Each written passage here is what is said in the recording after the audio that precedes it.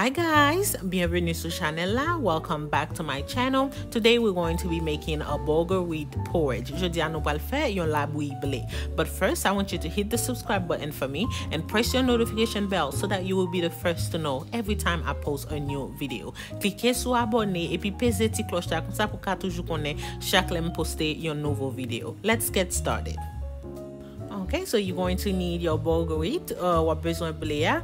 I'm using 1 cup. Map utilize yon tas ou ka utilize plus, mais sonje son bagay ki gonfle en pile.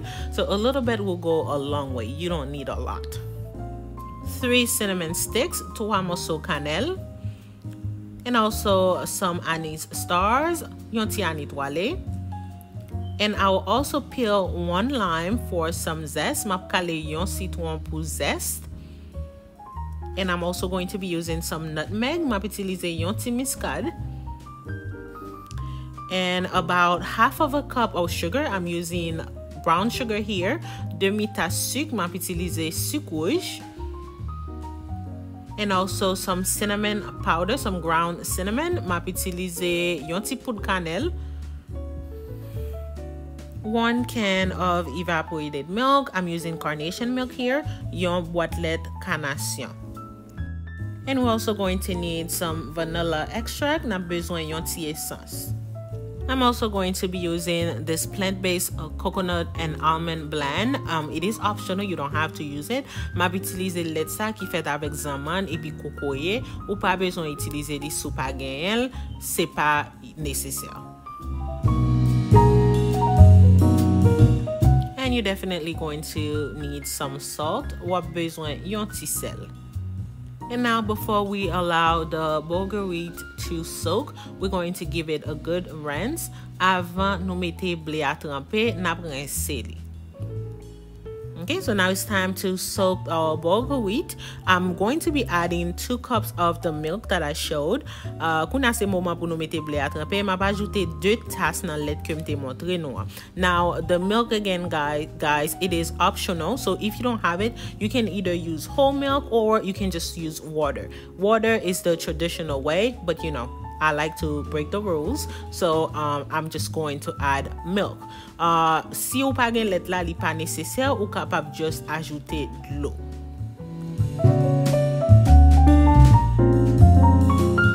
And we're going to allow it to soak for at least 3 hours. I usually do mine overnight, but you can do at least 3 hours. Nap kite l trempe pou à peu près 3 heures de temps.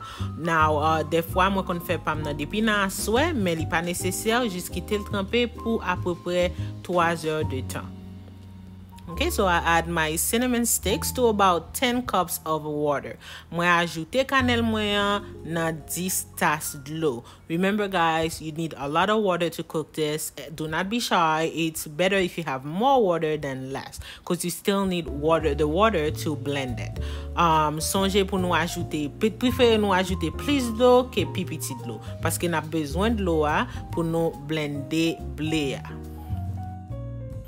And also guys, it is the reflection of the lighting that I'm using. I know it shows that the pot might have something underneath. It doesn't. I can assure you that I cleaned it beforehand. Ma pa sure nou ke en bas chaudière pa gen aucun crasse la dan. C'est lumière ma utilize a ki reflete et puis moi gen yon microwave sous tête li tout. So c'est ça qu'il faut wè ti point yo, ça dit lumière qui nan microwave là, fait paraître comme si son bagay ki en bas chaudière. I just thought I would point that out because, you know, I know you guys may think that I have something underneath the pot. But anyway, let's continue with the video.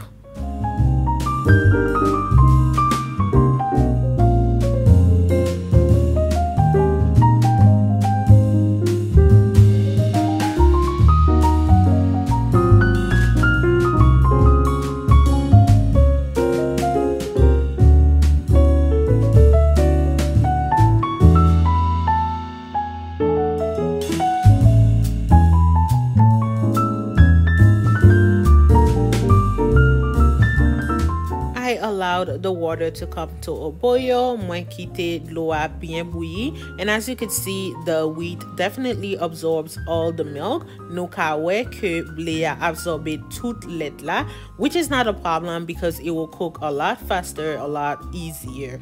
Ki se pa un problème parce que la cuite pi rapide et pi facile.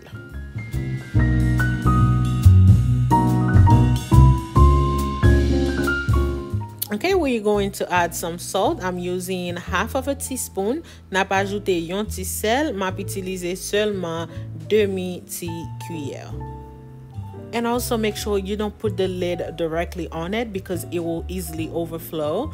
Pas mette couverture sous li direct parce que la bouille monte et la tombe. I cooked it on medium heat for about 30 minutes. Moi kite l bouilli nan ti fe ki pa trop haut pour à peu près 30 minutes. And then now it's time to blend. Kounya se moment pour nous blender. And make sure you remove all the anise star, the cinnamon stick, and then the lime peel. Sonje pou nou retire ni anit wale ya, ni cannelle yo, ni pou citron avant nou blender. And then guys, it is crucial that you do not let this dry because you definitely need the water to blend it. Fok nou pa kite l seche trop parce que n'a besoin de l'eau pour nou blender. N'a besoin li liquide pour nou capable blender.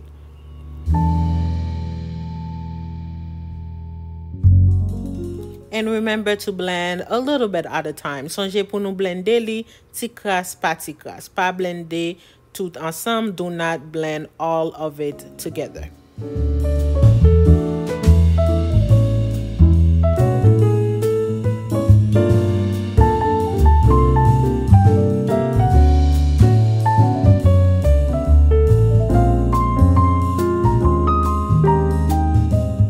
And then I'm going to add it back to the same pot. Ma pritounen ajoutel nan même chaudière. I'm adding half of a cup of sugar. Ma ajoute demi-tasse sucre. Remember, sugar is to taste, so add as much as you prefer. C'est pour sucrer, nous mettez sucre là, comme ça ajoutez quantité au remet. And I'm also going to add my nutmeg. Ma ajoute muscade là. I'm only going to be using 1/8 of a teaspoon. Ma seulement utiliser 1/8 de yon cuillère. I'm adding some ground cinnamon. Ma ajoute yon ti pou de cannelle. I never measure this, guys. I always just eyeball it. Mpa jan mesurel. M'toujou juste mette l kon sa. Si ou pa gen ni, li pa nécessaire, ou ka juste mette l'autre cannelle que ou te bouilli la dan li avant. I'm adding about 1 teaspoon of vanilla extract. Ma ajoute seulement yon ti cuillère essence.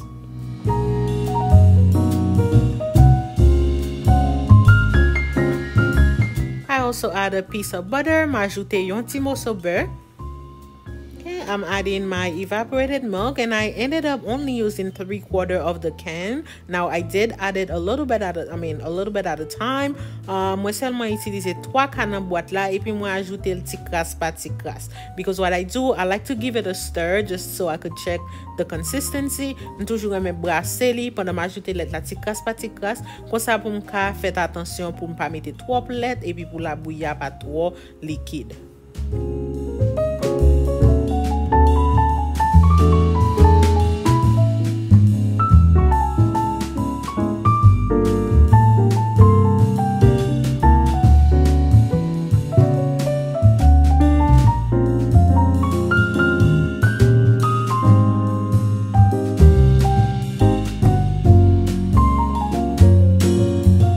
Let it simmer on low for about 20 minutes until it gets to the consistency that I like. Moi kite l bouilli sou yon ti fait petit pour à peu près 20 minutes jusqu'à ce que moi joigni dans sens que moi remel là. And voila, that's it, guys. So beautiful, right? Remember to please hit the subscribe button for me, click like, leave a comment, share with your friends. Songez abonner avec channel là, cliquez sous like, quittez un commentaire pour moi, partagez avec amis pour nous agrandir channel là. Bye now.